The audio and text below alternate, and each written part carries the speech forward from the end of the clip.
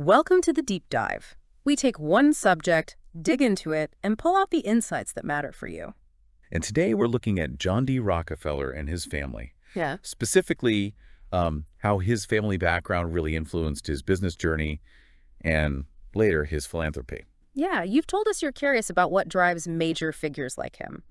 And Rockefeller's story is fascinating. We're drawing on, historical accounts, foundation reports, some analysis of family philanthropy, even indirect references to family archives. Right, there's a lot out there on Rockefeller. Our goal isn't a full biography, though. It's more about understanding how specific relationships, especially with his mother, his wife Seti, and later his son, were really pivotal. So we're not dissecting like internal family business plans for profit exactly. No, but we are exploring how those family dynamics shaped his path and ultimately that massive Rockefeller legacy. We'll track this through about 7 stages. Okay, starting from his early life right through to the global philanthropy and how the family legacy continues today. Exactly, from humble beginnings to, well, a global name. All right, let's dive in. Section 1. Those humble beginnings. He was born in 1839, upstate New York, and right away you see this stark contrast between his parents. Yeah, you have his father, William A. Rockefeller Sr., Devil Bill, they called him, traveling salesman, maybe even a bit of a con artist, often absent anyway. Yeah. And then his mother, Eliza Davison, totally different, devout Baptist, very disciplined, Scotch-Irish background, very straight-laced. That contrast is key, isn't it? You have this, well, unreliable father figure and this incredibly principled mother. You can sort of see how that might have pushed young John towards seeking order, control, predictability, perhaps. Makes sense. And the family didn't stay put either, did they? They moved several times before ending up in Cleveland, Ohio. Right. So on one hand, the father's, let's say, unpredictability might have fostered self-reliance in John. On the other, his mother's deep faith surely embedded certain values, a kind of moral framework. And all that moving around, maybe it made him adaptable. Comfortable with change, which you definitely need later in business. It certainly seems plausible. These early challenges, these family dynamics, they likely fueled a pretty powerful internal drive. You know, it makes you think, for you listening, how have your own early experiences, maybe even the tough ones, shaped your own resilience? Good question. Okay, moving on. Section 2. His first steps into the working world and, crucially, finding trusted counsel. He gets his first job at 16. Yeah, assistant bookkeeper in Cleveland. And apparently he was really diligent, focused on, like, office systems and efficiency right from the start. And then 1864, a huge personal milestone. He marries Laura Celestia Spellman, or Seti. And Seti seems incredibly important. Sources suggest he didn't just respect her judgment. He actively relied on it, sometimes thinking her advice was actually better than his own. That's quite a statement about their partnership. It suggests a really deep trust, maybe providing an emotional anchor for him. I think so. A sounding board with perhaps a different perspective. Essential when you're taking big risks in business. And that early bookkeeping job, it wasn't glamorous, but it built a solid foundation. Absolutely. Those skills in finance, organization, they pay off later. It underlines the value of having that stable base, both in skills and in family life when things get hectic. So true. It raises another point for you listening. Who are your Setis? Who are those trusted advisors you really lean on? And are you maybe building foundational skills right now that could be surprisingly crucial down the road? Worth thinking about. Okay, section 3. Building the empire and bringing family into it. By 1865, he controls the biggest oil refinery in Cleveland. A major step. And then 1870, the big one. Standard Oil Company of Ohio is formed. But he didn't do it alone. Right. His younger brother, William, was right there with him, a key partner. John D. was president and the biggest shareholder, but William was integral. And alongside the business partnership, there's still that thread of his religious faith, likely stemming from his mother. He reportedly genuinely believed his success was helped by his faith. It's a fascinating mix, isn't it? Family partnership, business ambition, personal faith, all woven together. It really shows his focus on structure, on partnerships as he scaled up. It does. And it brings up that classic question about family businesses, doesn't it? The potential benefits, but also the challenges. For you listening, if you've ever thought about working with family, what comes to mind? Strengths, potential pitfalls. Definitely complex territory. All right, section 4, dominance and the inevitable backlash. Standard Oil grows massively. Yeah, by the early 1880s, they control something like 90% of U.S. oil refining and pipelines. Just huge dominance. And with that kind of power comes, well, scrutiny, lots of it. Accusations started flying about unethical practices, monopolies. And this eventually leads all the way to the Supreme Court. In 1911, Standard Oil is ordered to be broken up, dissolved. A major turning point. Shows the tension that can exist between massive business success and public ethical concerns. But even through all this controversy, his charitable giving continued. Yes, apparently it did. He'd started giving money away with his very first job, remember?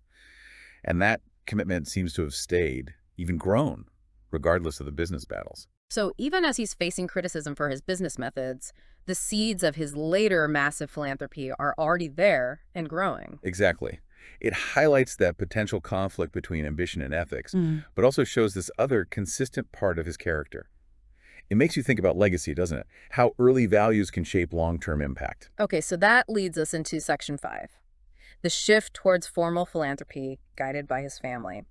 His lifetime donations were staggering, over $500 million. And it wasn't just random giving by then. He started setting up major organizations, like the Rockefeller Sanitary Commission in 1909. Oh yeah, the hookworm campaign in the South. Incredibly successful, right? Basically eradicated it there within 20 years. Remarkable public health achievement. Well, and this move towards bigger, structured philanthropy wasn't just his idea alone. He had key advisors. Frederick Taylor Gates was one. And after 1897, importantly, his son, John D. Rockefeller Jr., gets involved. Very involved. John D. Jr. eventually becomes chairman of the Rockefeller Foundation itself. It really signals that shift from individual charity to, like, strategic, large-scale philanthropic organizations. And the importance of bringing in the next generation to shape that legacy. Absolutely. It's a conscious effort to make the giving more systematic, more impactful. Which leads to a thought for you listening. When you think about any legacy you might want to build, how do you envision involving others, maybe future generations, in those plans? Good point. Okay, Section 6.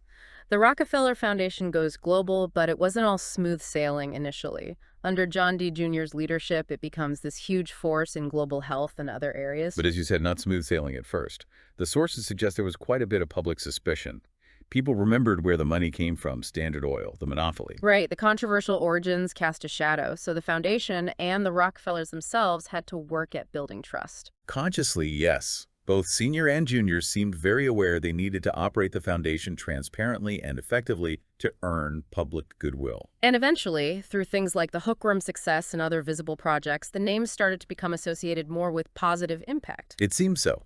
Over time, the public health achievements, for example, helped reshape that perception. But it highlights a real challenge. How do organizations, especially those born from controversial wealth, build genuine trust? It takes time and consistent positive action. Definitely. For you listening, if you're involved in something that faces skepticism, what are the long-term strategies you might use to build that credibility? A crucial question. Which brings us to our final Section 7, the enduring but also evolving family legacy. What's really striking is that the family involvement in philanthropy didn't stop with John D. Jr. No, it's continued across generations, right? Like 5 generations mentioned indirectly in the sources we looked at. Still active. And importantly, it's not static. Later generations, you see this with things like the David Rockefeller Fund. They show a willingness to adapt, to be flexible, even to publicly question the origins of the family wealth. Yeah, we've seen descendants and some family funds speak out about, say, fossil fuels, divesting because of concerns tied back to Standard Oil's legacy. That shows a real evolution. It does, a sense of moral responsibility that reflects current values, not just those of the past. It shows they're grappling with the complexities. And yet, through all these evolving views, the family seems to maintain a connection, often through these shared philanthropic goals. Right. It really drives home that idea of legacy as something dynamic. It gets reshaped, reinterpreted by each generation. It's not just set in stone. Makes you think, doesn't it? How could your potential legacy be designed to be adaptable, to reflect changing times and values? A powerful thought. So, wrapping up this deep dive on the Rockefellers, what are the big takeaways? We've definitely seen how John D's family, contexts, his parents, his wife, his son, was deeply woven into both his business drive and his philanthropic path. Absolutely. And we've seen that legacy isn't just about the initial creation. It's about how it's carried forward, how it's reinterpreted, how it adapts or maybe fails to adapt across generations. It's a living process. Which leaves us with a final thought for you. Thinking about the whole Rockefeller story, the ambition, the controversy, the huge shift to philanthropy, the evolving legacy, how might understanding all those complexities inform your approach to building something lasting and navigating the ethics along the way? It's a rich story with a lot more depth. And Yeah. we definitely encourage you to explore the many resources out there on the family and their foundations if this has sparked your interest. Consider this deep dive just scratching the surface. Welcome to the deep dive. We take one subject, dig into it, and pull out the insights that matter for you. And today we're looking at John D. Rockefeller and his family. Yeah. Specifically, how his family background really influenced his business journey and later his philanthropy. Yeah, you've told us you're curious about what drives major figures like him. And Rockefeller's story is fascinating. We're drawing on, historical accounts, foundation reports, some analysis of family philanthropy, even indirect references to family archives. Right. There's a lot out there on Rockefeller. Our goal isn't a full biography, though. It's more about understanding how specific relationships, especially with his mother, his wife Seti, and later his son, were really pivotal. So we're not dissecting like internal family business plans for profit exactly. No, but we are exploring how those family dynamics shaped his path and ultimately that massive Rockefeller legacy. We'll track this through about 7 stages. Okay, starting from his early life right through to the global philanthropy and how the family legacy continues today. Exactly. From humble beginnings to, well, a global name. All right, let's dive in. Section 1. Those humble beginnings. He was born in 1839, upstate New York, and right away you see this stark contrast between his parents. Yeah, you have his father, William A. Rockefeller Sr., Devil Bill, they called him, traveling salesman, maybe even a bit of a con artist, often absent anyway. Yeah. And then his mother, Eliza Davison, totally different, devout Baptist, very disciplined, Scotch-Irish background, very straight-laced. That contrast is key, isn't it? You have this, well, unreliable father figure and this incredibly principled mother. You can sort of see how that might have